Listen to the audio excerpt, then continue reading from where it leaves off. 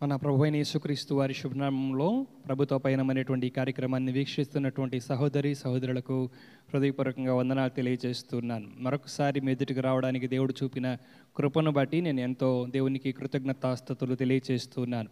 మంచిది ప్రియులారా, ప్రార్థన చేసుకుని వాక్య వచనంలోనికి వెళదాం. దేవుడు ఈరోజు మనతో మాట్లాడలాగున ప్రతి హృదయము దేవుని వైపు చూస్తూ ఆయన మాట్లాడే మాటల కొరకు ఆసక్తిగా ఎదురు చూద్దాం. ప్రతి ఒక్కరూ ప్రార్థనాపూర్వకంగా ఉండాలని తెలియచేస్తున్నాను. ప్రార్థన చేసుకుందాం, ఏకీభవించండి. మమ్మల్ని మికిలిగా ప్రేమించిన మా ప్రియ పరలోకపు తండ్రి, ఈరోజు మరొకసారి నీ మాటలు వినుటకు, పరిశుద్ధ గ్రంథములో నుండి నీ మాటలు ధ్యానించుటకు మీరు కృప ఇచ్చినందుకు నీకు స్తోత్రం ప్రభువా. నాయన ఆత్మీయంగా ఎదుగుటకు, అలాగే ప్రభువా పరలోక రాజ్య సంబంధమైన సంసిద్ధతలో నడుచుటకు, కొనసాగుటకు మీరు ఇచ్చిన భాగ్యాన్ని బట్టి నిన్ను స్తుతిస్తూ ఉన్నాం. నీ యొక్క వాక్యపు వెలుగులో మమ్మల్ని నడిపించమని బ్రతిమలాడుకుంటూ ఉన్నాం. నీ ఆత్మచేత మమ్మల్ని అందరినీ నింపండి, నీ అభిషేకం ద్వారా మమ్మల్ని అందరినీ నడిపించమని, నీ పాత్రలుగా మమ్మల్ని వాడుకోమని వేడుకుంటూ ఉన్నాం. కేవలం ప్రభువా నాయనా ఆత్మ సంబంధులుగా జీవించే కృప అనుగ్రహించమని, శరీర సంబంధమైన క్రియలను విడిచిపెట్టి నీ నామానికి మహిమ తెచ్చేటువంటి వారిగా మమ్మల్ని చేయమని వేడుకుంటూ ఉన్నాం. మమ్మల్ని మేము నీకు సమర్పించుకుంటుండగా నీ వాక్యమును విని గ్రహించి సరిచేసుకునేటువంటి మనసు మా అందరికీ నీ ప్రసాదించమని యేసయ్య శక్తి కలిగిన నామంలో ప్రార్థన చేసి వేడుకొనుచున్నాం తండ్రి, ఆమేన్. మీ అందరికీ ప్రభు తోడయుండునుగాక, ఆయన కృపా సమృద్ధిగా నడిపించునుగాక. రండి కొద్ది నిమిషాలు వాక్యము ధ్యానం చేద్దాం. అపోస్తలుల కార్యముల గ్రంథము 23వ అధ్యాయంలో ఉన్నటువంటి విషయాలు మనం చూద్దాం. ఇక్కడ 35 వచనాలు ఉన్నాయి. ఇందులో ఉన్నటువంటి కొన్ని ప్రాముఖ్యమైన సంఘటనలను ఈరోజు మీ ముందుకు తీసుకురావాలని ఆశపడుతున్నాను ప్రియులారా. ఇక్కడ 23వ అధ్యాయం 1వ వచనం చదువుతున్నాను. పౌలు గారు ఇలా అంటున్నారు. పౌలు మహాసభ వారిని తేరి చూచి, సహోదరులారా, నేను నేటి వరకు కేవలము మంచి మనసాక్షి గలవాడనై దేవుని ఎదుట నడుచుకుంటునని చెప్పాను. దేవునికి మహిమ కలుగునుగాక. ఈ వాక్యము ద్వారా దేవుడు మనతో మాట్లాడునుగాక. పౌలు గారు తన యొక్క జీవితం గురించి ఇస్తున్న సాక్ష్యం, నేను ఇంతవరకు కూడా ఈ రోజు వరకు కూడా అనగా ప్రభువుని తెలుసుకున్న నాటి నుంచి నా యొక్క ప్రవర్తన, నా యొక్క నడవడిక అంతా కూడా మంచి మనసాక్షి కలిగి నేను జీవించాను అని చెప్తున్నారు ప్రియులారా. అంటే రక్షించబడినటువంటి నాటి నుండి తన యొక్క జీవితం అంతా కూడా ప్రభువులో నడుస్తూ, వాక్యానికి అనుగుణంగా వాక్యంలో జీవిస్తూ అనేకులకు మాదిరికరంగా నేను జీవించాను అని పౌలు గారు వ్యక్తిగతంగా సాక్ష్యం చెప్తున్నారు. దేవునికి మహిమ కలుగునుగాక. అలాంటి వ్యక్తిగత సాక్ష్యమును ప్రతి విశ్వాసికి దేవుడు దయచేయాలి. ప్రతి ఒక్క క్రీస్తుని వెంబడించే బిడ్డ కలిగి ఉండాలి ప్రియులారా. మరి మనమందరం కూడా ఇలాంటి సాక్ష్యము ఇతరులకు మనం చెప్పగలమా? అంత మాత్రమే కాదు, ఈయన అంటున్నాడు, నేను మంచి మనసాక్షి దేవుని ఎదుట కలిగి నడుచుకున్నాను అంటున్నాడు. మంచి పేరు సంపాదిస్తూ ఉంటారు సహజంగా. మనుషుల ఎదుట, మనుషుల ద్వారా మంచి పేరు పొందుకోవాలని తాపత్రయపడుతూ ఉంటారు. దానికి తగినటువంటి క్రియలు చేస్తూ ఉంటారు. మంచి పని మనుషుల ఎదుట చేసి మనుషుల ద్వారా మంచి పేరు సంపాదించుకోవడం కొంతవరకు సులభమే, కానీ దేవుని ఎదుట మాత్రము మంచి మనసాక్షి కలిగి ఉండకుండా నటించినంత మాత్రాన దొరకదు ప్రియులరా. మనం మంచి మనసాక్షి కలిగి ఉన్నప్పుడే దేవుడు కూడా నిజంగా మెచ్చుకుంటాడు. ఈ రోజున దేవుని ఎదుట మంచి మనసాక్షి కలిగి ఉండి దేవుని చేత మెప్పించబడేటువంటి వారిగా ఉండాలి అనేది ఈ రోజున పౌలు గారి ద్వారా మనం నేర్చుకుంటున్నటువంటి విషయం. అయితే ఇక్కడ పౌలు గారిని తీర్పు తీర్చడానికి సభ ఎదుటకు తీసుకొచ్చినట్లుగా ఉన్నారు. ఆ సభ ఎదుట జరుగుతున్నటువంటి విషయాలు ఇక్కడ 23వ అధ్యాయంలో మనం కొన్నిటిని చూస్తూ ఉన్నాం. ఇక్కడ ఉన్నటువంటి విషయాల్లోకి వెళ్తే వచనం చూస్తే, ప్రధాన యాజకుడైనటువంటి అననీయ అతని నోటి మీద కొట్టుడి అని దగ్గర నిల్చున్న వారిని ఆజ్ఞాపించారట. అతని మీద అంటే పౌలు గారి నోటి మీద కొట్టండి అని. ఎందుకంటే 22వ అధ్యాయం చూస్తే ఆయన ఇచ్చిన సాక్ష్యం చాలా గొప్పది ప్రియులరా. ప్రారంభం నుండి మరి ప్రభు దర్శించడం, ఆ తర్వాత ఏ విధంగా తన జీవితంలో మార్పు జరిగింది, అంతకుముందు ఏ విధంగా పౌలు గారు జీవించారు, సౌలుగా ఉన్నప్పుడు తన ఆసక్తి ఎలాంటిది అనేది 22వ అధ్యాయంలో మనం చూస్తాం. అయితే 23వ అధ్యాయంకి రాకముందే అనగా 22వ అధ్యాయం చివరి భాగంలో తన సాక్ష్యాన్ని ముగించే ముందే పౌలు గారు మరి ఇంకా భూమి మీద బ్రతకూడదు అనేది అక్కడ ఉన్నటువంటి వారి యొక్క వాదన అయ్యింది. చూడండి, ఆయన పౌలు గారిని గురించి వాళ్ళు ఏమంటున్నారంటే, ఈ పౌలు లాంటి వారు భూమి మీద బ్రతకడానికి వీలు లేదు అని చెప్తూ ఉన్నారు. దయచేసి ఆ మాటను మీ అందరికీ చదివి వినిపించాలని ఆశపడుతున్నాను. దయచేసి ఆ మాటను కూడా చూద్దాం. 22వ అధ్యాయం 22వ వచనం. ఇటువంటి వాడు బ్రతకదగడు, భూమి మీద ఉండకుండా వారిని చంపివేయుడని కేకలు వేసిరి. ఎంత మంచి సాక్ష్యం చెప్పాడు 22వ అధ్యాయంలో. తన యొక్క జీవితం అంతా వాళ్ళ ముందు విషదపరిచిన తర్వాత కూడా తనలో వచ్చిన మార్పును గ్రహించి, దేవుడు చేసిన కార్యమును గ్రహించి వారు కూడా మార్పు చెందాల్సింది పోయి వారి హృదయాలు కఠినపరచబడినటువంటి వారే, ఇలాంటి వ్యక్తి అసలు బ్రతకడానికే వీల్లేదు అని వారు కేకలు వేయడం మనం చూస్తూ ఉన్నాం. ఈ రోజున సత్యసువార్తను ప్రకటన చేస్తున్నా, కానీ మరి ఈ రోజున దొంగతనం చేసి, వ్యభిచారాలు చేసి, రౌడీజం చేసి, ఇంకా అనేక రకాలైనటువంటి భయంకరమైన పరిస్థితుల్లో ఉన్నటువంటి వారి జోలికి ఎవరు వెళ్ళరండి. మంచిగా మార్పు చెంది తన పని తను చేసుకుంటూ నలుగురిని మంచి మార్గం నడిపించాలనేటువంటి ఆసక్తి కలిగి ఉండి, మేలు కోరి వారిని మంచి మార్గం నడిపించడానికి ప్రయత్నం చేసేటువంటి వారిని అనేక రకాలైనటువంటి బాధలకు గురి చేస్తున్నారు, అనేక రకాలైన నిందలు వేస్తున్నారు, అనేక రకాలైనటువంటి శ్రమలు వారిని పెడుతున్నారు ప్రియులారా. అయితే ఈ 22వ అధ్యాయంలో తర్వాత ఇక్కడ మనం చూస్తున్నాం, తర్వాత భాగంలో ఆయన్ని రాత్రికాల సమయంలో చెరసాలలో పెట్టేశారు. మరలా సభ దగ్గర తీసుకొచ్చినప్పుడు మరలా గొడవ ప్రారంభమైంది. మళ్ళీ నిన్న చెప్పినట్టు కొన్ని విషయాలు చెప్తే నిన్నన్న మారలేదు, ఈ రోజన్నా మారతారేమో, మరి వీరిలో మార్పు తీసుకురావాలి అని మరి పౌలు గారు ప్రయత్నం చేస్తూ ఉంటే, ఇక ఈరోజు నిన్నే పెద్ద గొడవ అయిపోయింది. ఈరోజు కూడా పౌలు కనుక నోరు తెరిచి మాట్లాడితే ఇంకా ఎంత గొడవ అయిపోద్దో అనుకున్నారో ఏమో. అక్కడ పౌలు గారిని నోటి మీద కొట్టండి, మాట్లాడడానికి అతనికి అవకాశం ఇవ్వద్దు అని ప్రధాన యాజకుడైనటువంటి అననీయ అక్కడ జోక్యం చేసుకుండా మనం చూస్తూ ఉన్నాం. కానీ పౌలు గారు అన్నారు కదా, సున్నం కొట్టినటువంటి గోడ అని చెప్పేసి ఆయన గురించి మాట్లాడడం జరిగింది. నువ్వు ధర్మశాస్త్రమును అనుసరించి తీర్పు తీర్చడానికి కూర్చొని ధర్మశాస్త్రానికి వ్యతిరేకంగా నువ్వు తీర్పు తీరుస్తావా అని చెప్పేసి అనడం మనం చూస్తాం. కానీ ప్రియులారా, ఆయన ప్రధాన యాజకుడు అనేది పౌలు గారు గుర్తించినట్టుగా ఆయన చెప్తారు. అయితే తర్వాత అక్కడ ఉన్నటువంటి సభలో 2 గుంపులుగా ఉండడం పౌలు గారు గమనించి, ఒక గుంపు సద్దూకయ్యులకు సంబంధించిన వారు, మరొక గుంపు పరిసయ్యులకు సంబంధించిన వారిని అర్థం చేసుకొని అక్కడ ఒక మాట అంటం జరిగింది. ప్రియులారా, పౌలు గారు అంటున్నారు, నేను పరిసయ్యుడను, నేను పరిసయ్యుల సంతతికి చెందినటువంటి వాడను, నేను మృతుల పునరుద్ధానమును గూర్చి తీర్పు పొందుతున్నాను, దాని గురించి ఇలాంటి పరిస్థితి నాకు వచ్చింది అని చెప్పగానే పరిసయ్యులు అందరూ పౌలు గారి పక్షాన వచ్చేసారు. పౌలు గారి పక్షాన మాట్లాడుతూ ఉన్నారు.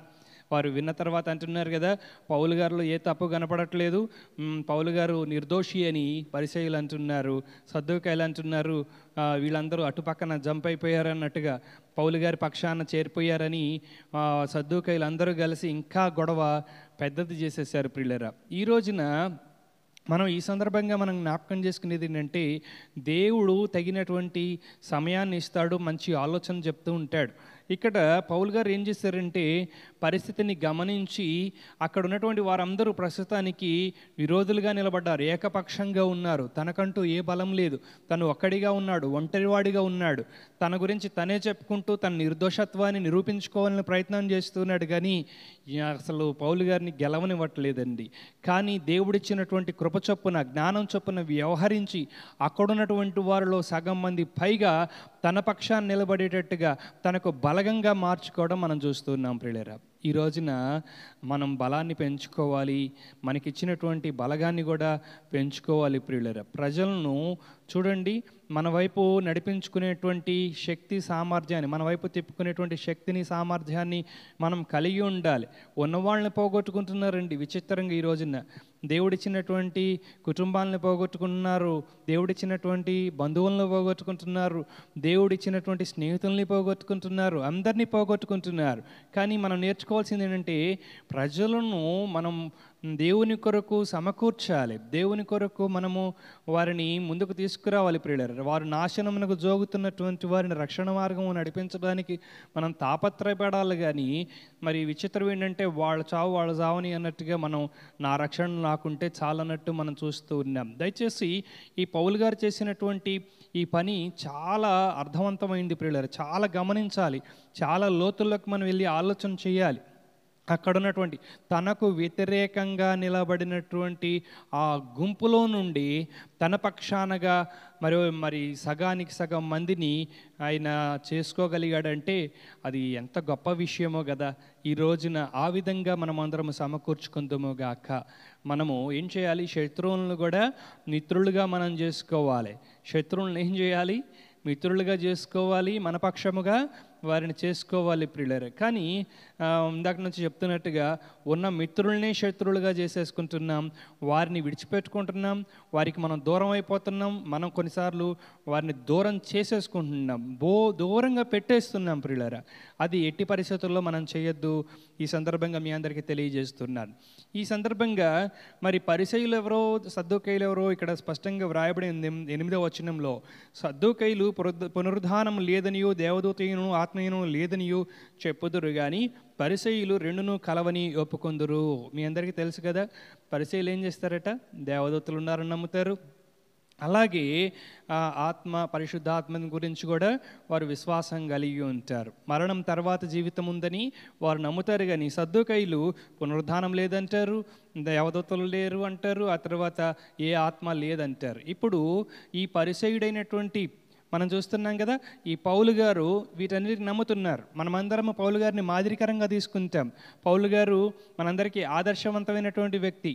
మరి మనం కూడా వీటన్నిటిని నమ్ముతున్నాం కదండి. మీరు ప్రభునందు విశ్వాసం ఉంచిన వారై దేవదూతలు నమ్ముతున్నారు కదా, అలాగే దేవుని యొక్క ఆత్మ పనిచేస్తుందని నమ్ముతున్నారు కదా, అలాగే మరణం తర్వాత జీవితం ఉంది, మనం మరలా తిరిగి లేస్తాము అనగా పునరుద్ధానం ఉందని నమ్ముతున్నారు కదా.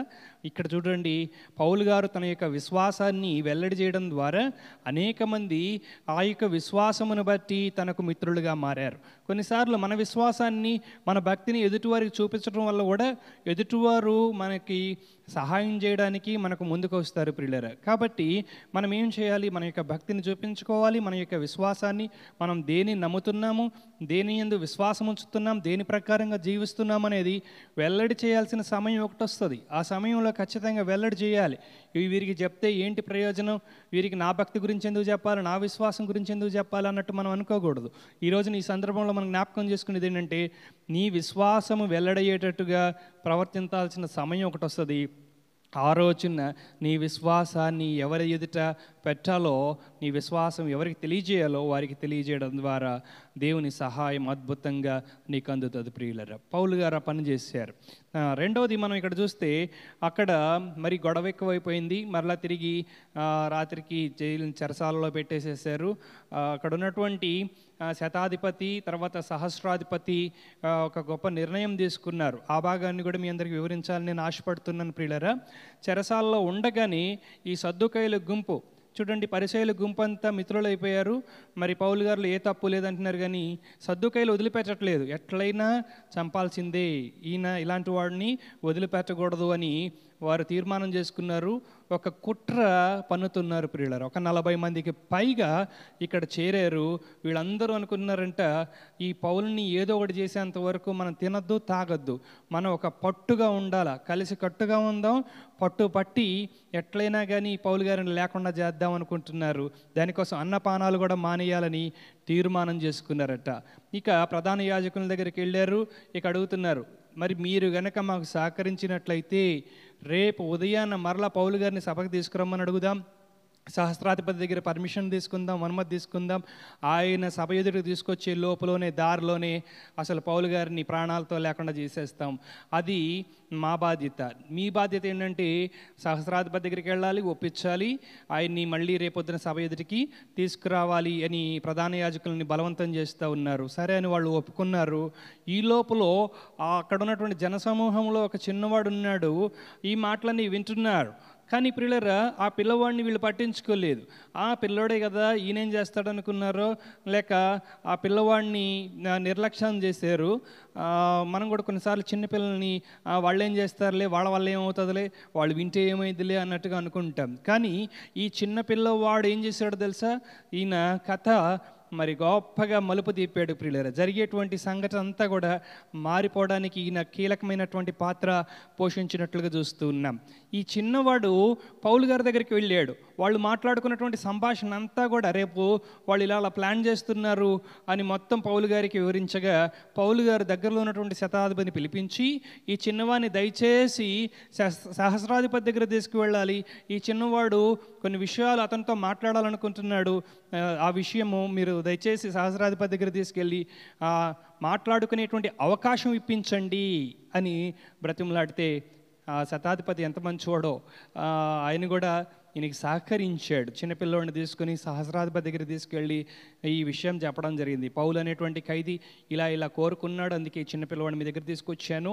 ఈ చిన్నపిల్లవాడు ఏదో చెప్పుకోవాలనుకుంటున్నాడంటే ఆయనతో చెప్తే ఆయన కూడా, అనగా సహస్రాధిపతి కూడా ఎంతో మరి ప్రశాంతంగా, ఎంతో నెమ్మదిగా ఆ చిన్నపిల్లవాడిని దగ్గర తీసుకుని ఏం చెప్పాలనుకుంటున్నావు, ఏంటి నీ సమస్య ఏంటి చెప్పు అని వినటానికి ఆయన మనసు కలిగి ఉన్నాడు. కొంతమంది ఎలా ఉంటారంటే వాళ్ళు ధీమాగా ఉంటారు, చిన్నోళ్ళు చెప్తే అసలు ఏమాత్రం పట్టించుకోరు ప్రియులారా, వాళ్ళని అసలు లెక్క చేయరు. వాళ్ళు కూడా కొన్ని బాధలు ఉంటే చెప్పుకోవాలనేటువంటి ఆలోచన వాళ్ళకు ఉన్నప్పుడు వినటానికి వీళ్ళకి మనసు ఉండదు ప్రియులారా. ఈ రోజున ఇలాంటి వారు కదువైపోయారు, చాలా తక్కువైపోయారు. శతాధిపతి లాంటి వారు, అలాగే సహస్రాధిపతి లాంటి వారు చాలా అరుదుగా కనపడుతున్నారు. ఉన్నారు కానీ చాలా అరుదుగా ఉన్నారు. ఈ రోజున ఇలాంటి వారు ఎక్కువ మంది ఉంటే నీతి న్యాయం అనేది వర్ధిల్లుతాయి. న్యాయం అనేది ఖచ్చితంగా పేదవాళ్ళకి జరుగుతుంది, మధ్యతరగతి వాళ్ళకి జరుగుతుంది, అందరికీ జరుగుతుంది, చిన్నోళ్ళకి జరుగుతుంది, పెద్దోళ్ళకి జరుగుతుంది. కానీ ఈ రోజున ఏమైపోయిందంటే న్యాయం అనేది ఒకళ్ళ పక్షాన్ని వెళ్ళిపోయింది. అది చాలా విచారకరమైన విషయం. పౌలు గారు కోరుకున్నట్టుగా శతాధిపతి తీసుకెళ్ళి సహస్రాధిపతి ఎదుట నిలవబెట్టినప్పుడు సహస్రాధిపతి ఆ చిన్నోడు చెప్పిందంతా విన్నాడండి. అర్థం చేసుకొని ఆ సహస్రాధిపతి అప్పటికప్పుడే ఒక ఇన్స్టెంట్ నిర్ణయం తీసుకోవడం జరిగింది. పౌలు గారిని తన ఆధీనంలో నుండి తీసుకెళ్ళి ఆ రాష్ట్రానికి అధికారి అయినటువంటి గవర్నర్ గారికి అప్పగించాలని నిర్ణయం తీసుకుని దాని ప్రకారంగా తీసుకెళ్ళాడండి. దేవునికి మహిమ కలుగును గాక. దానికోసం చాలా ఏర్పాట్లు చేశాడండి, చాలా ఏర్పాట్లు. 200 మంది సైనికులను పిలిచాడు, 200 మంది ఈటి తిప్పేవారిని పిలిచాడు, 70 మంది గుర్ర ప్రవక్తలను తీసుకొచ్చారు. వీళ్ళందరూ కలిసి తీసుకెళ్ళి రాష్ట్ర అధికారికి అప్పగించడం జరిగింది. దీనికి మూలం ఎవరంటారు? ఆ చిన్నవాడు. ఆ చిన్నవాడే దీని అంతటినీ నడిపించగలిగాడు. ఇది చూడండి ఎంత గొప్ప విషయము. ఆయన చూస్తే 29వ వచనం లేక 26వ వచనం చూస్తే ఇక్కడ ఉన్నటువంటి సహస్రాధిపతి మహాఘనత వహించినటువంటి అధిపతి అయిన ఫేలిక్స్కు రాస్తూ ఉన్నాడు. ఆయన ఆ రాష్ట్రానికి గవర్నర్ అన్నమాట, ఫేలిక్స్ అనే అతను. ఈ సహస్రాధిపతి పేరు క్లౌదియా లూసియా. ఇతను ఎంత గొప్ప నిర్ణయం, ఒక లెటర్ కూడా రాసి పంపిస్తున్నాడు. అదేంటంటే ఇతనిలో ఏ బంధకాలకైనాను లేక మరణమునకైనాను తగిన నేరం కనపడలేదు. వాళ్ళ ధర్మశాస్త్రమైనటువంటి సంబంధమైన వాదాలు ఏదో జరుగుతున్నాయి తప్ప ఈయన ఫిజికల్గా ఈ లోక సంబంధంగా ఎటువంటి నేరస్తుడు కాదు, ఎటువంటి తప్పిదం చేయలేదు, రాజద్రోహం చేయలేదు, లేకపోతే ఏ ప్రజలకు ఇబ్బంది కలగజేయలేదు అనే సందేశం రాసి పంపించాడండి. ఆయన ఎంత గొప్ప విషయమో.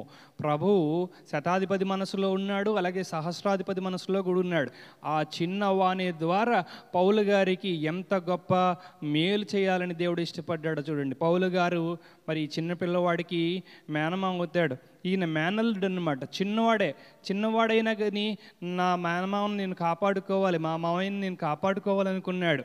ప్రియులారా, నా వల్ల ఏమవుతుంది, నేనేం చేయగలుగుతాను, అమ్మో అనేటువంటి భయం కానీ లేక నిరుత్సాహకరమైనటువంటి పరిస్థితులు కానీ ఆయనలో లేవండి. ఆయన చిన్నవాడైనా ధైర్యం కలిగినటువంటి వాడిగా కనపడుతున్నాడు. ప్రియులారా, చాలామంది ఈ రోజున ఏ చిన్న పని చేయాలన్నా పిరికితనం, ఏ పని చేయాలన్నా అమ్మో నా వల్ల కాదని చెప్పేసి చేతులు ఎత్తేస్తూ ఉన్నారు, నాకెందుకులే అనుకుంటూ ఉన్నారు. కానీ ఇక్కడ ఈ చిన్నవాడు ఏం చేస్తున్నాడో చూడండి. తన బంధువుని లేక తన మామయ్యని తను కాపాడుకోవాలి, తన మామయ్యకి నేను సహాయం చేసుకోవాలని ఆలోచన కలిగి ఉన్నాడు. ఈ రోజున మనకి బంధువులు ఉన్నారు, వాళ్ళు సమస్యలో ఉన్నప్పుడు ఇలాగా ఆలోచన చేస్తే ఎంత బాగుంటుంది. ఈ చిన్నవాడు ఆలోచన చేసినట్టుగా మనం పెద్దవాళ్ళం ఆలోచన చేయలేకపోతున్నామే. చాలా విచారం కదా, చాలా బాధాకరమైన విషయం కదా. మన వాళ్ళని మనం ఎందుకని పోగొట్టుకోవాలి, ఎందుకు పోగొట్టుకుంటున్నాం ప్రియులారా? ఎందుకంటే మనలో ప్రేమ లేదు, బంధు ప్రీతి లేదు. మనం అందరం కూడా దేవుని ప్రేమ కలిగి ఉంటే బంధుప్రీతి కూడా వస్తుంది. దేవుని యొక్క మనసు కలిగి ఉంటే మన యొక్క బంధువులకు కూడా సహాయం చేయగలుగుతాం. వారు ఆపదలో ఉంటే, సమస్యలో ఉంటే వారిని మనం విడిపించగలుగుతాం. కానీ ఈ రోజున అది చేయలేకపోతున్నామంటే దేవుని మనసు లేదు, దేవుని యొక్క ప్రేమ మనలో లేదు. అందుకే ఇలా మనం చేయలేకపోతున్నాం. చూడండి, దేవుని జ్ఞానంతో ఉంటే పౌలు గారు తన పక్షాన ప్రజలను చేర్చుకున్నట్టుగా, తన బలగాన్ని పెంచుకున్నట్టుగా మనం కూడా మన యొక్క బలగాన్ని పెంచుకుంటాం. మనం శత్రువులు చేసుకోం. చూడండి, చాలా విచారకరమైన విషయం ఏంటంటే ఇంటి పక్కన వాళ్ళందరూ, ఆ వీధిలో ఉన్న వాళ్ళందరూ శత్రువులు అయిపోతున్నారు ఈ రోజున. మరి ఎందుకనంటే మన యొక్క ప్రవర్తన మీద ఆధారపడి ఉంది. మనం మాట్లాడే తీరును బట్టి, మన యొక్క విశ్వాసాన్ని బట్టి, మన యొక్క ప్రవర్తనను బట్టే వారు మనకు మిత్రులు అవుతారా, శత్రువులు అవుతారా అనేది ఆధారపడి ఉంది. మనం మిత్రులుగా చేసుకోవాలి తప్ప శత్రువులుగా చేసుకోకూడదని మొదటి మాటగా తెలియజేస్తున్నాను. రెండవది, చిన్నవాడు తన యొక్క బంధువుని కాపాడుకోవాలి, నాకు నా బంధువు కావాలని ఆలోచన చేసి సహాయం చేయడానికి ముందుకు వెళ్ళి రిస్క్ చేయడానికి ఇష్టపడినట్లుగా దానికోసం శ్రమపడ్డాడు, దానికోసం ఆయన రిస్క్ తీసుకున్నాడు. ప్రియులారా, కొంత ఆయన చాలా కష్టపడ్డాడు. మరి అలాంటి ఆలోచన విధానం మనకు రావాలనేది ఈ సందర్భంగా మీ అందరికీ తెలియచేస్తున్నాను. ప్రియులారా, మన బంధువులను మనం కాపాడుకుందాం, మన బంధువులకి మనం సహాయం చేద్దాం. మన బంధువులు సమస్యలో ఉన్నప్పుడు వాళ్ళని విడిచిపెట్టద్దు. వారికి మనం చేయగలిగినంత సహాయం మనం చేసి వారిని విడిపించేవారిగా ఉండాలి. అది దేవుని యొక్క చిత్తమై ఉన్నది. దేవుడు ఆశపడుతూ ఉన్నాడు. మనమందరం కూడా దేవుని మనసు కలిగి, దేవుని ప్రేమ కలిగి మనం జీవిద్దాం. మనకు శత్రువులుగా కాదు, కానీ మనందరం మనకి మిత్రులుగా ఉండేటువంటి అనుభవాన్ని, అటు భాగ్యాన్ని దేవుడు మనందరికీ దయచేయునుగాక. కష్టపడే మనసును దేవుడు మనకి ఇచ్చునుగాక. ప్రార్థన చేసుకుందాం. ప్రేమ కలిగిన తండ్రి, మీకు వందనాలు ప్రభువా. నాయనా, పౌలు గారిలాగా మా అందరికీ ప్రభువా, నాయన బంధు ప్రీతి దయచేయండి ప్రభువా. చిన్నవాడు ఉన్నాడు కదా ప్రభువా, నాయన అతనిలాగా మా అందరికీ బంధు ప్రీతి దయచేయండి ప్రభువా. నాయన శత్రువులు అయిపోతున్నారు ప్రభువా. మేమే మా ప్రవర్తన ద్వారా మేము శత్రువులుగా మార్చుకుంటున్నాం. కానీ ప్రభువా, నాయన పౌలు గారు మాకు నేర్పించింది అంటే ఉన్న శత్రువులను మిత్రులుగా మార్చుకునేటువంటి అనుభవం.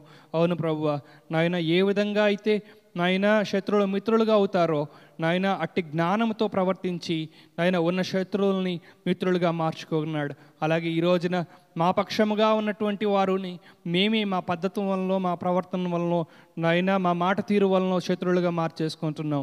మాకున్న మిత్రుల్ని, మా శ్రేయోభిలాషుల్ని పోగొట్టుకుంటున్నాం. కానీ మేము దిద్దుకొని సరైన ప్రవర్తన కలిగి మా శత్రువులను సహితము మా పక్షపు వారిగా మాకు మిత్రులుగా మార్చుకునేటువంటి కృప అనుగ్రహించమని వేడుకుంటూ ఉన్నాం ప్రభువా. మరొకసారి బ్రతిమలాడుకుంటూ ఉన్నాం. నాయన చిన్నవాళ్ళలాగా మమ్మల్ని అందరినీ మార్చండి ప్రభువా. నాయన అలాంటి కృప మాకు దయచేయండి.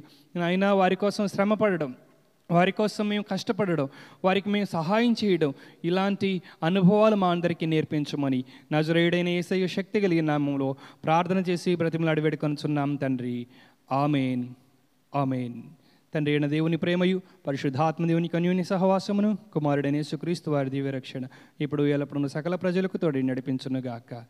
ఆమెన్. మనలో కార్యసాధకమై ఉన్న తన శక్తి చొప్పున మనం అడుగు వాటన్నింటికంటేను, ఊహించు వాటన్నింటికంటేను అత్యధికముగా చేయ శక్తి గల దేవునికి క్రీస్తు యేసు మూలముగా సంఘములో తరతరములు సదాకాలం మహిమ కలుగునుగాక. Amen, amen, amen. అందరికీ వందనాలు. యెహోవా మీకు తోడైండునుగాక. యెహోవా మిమ్మల్ని ఆశీర్వదించునుగాక. God bless you all.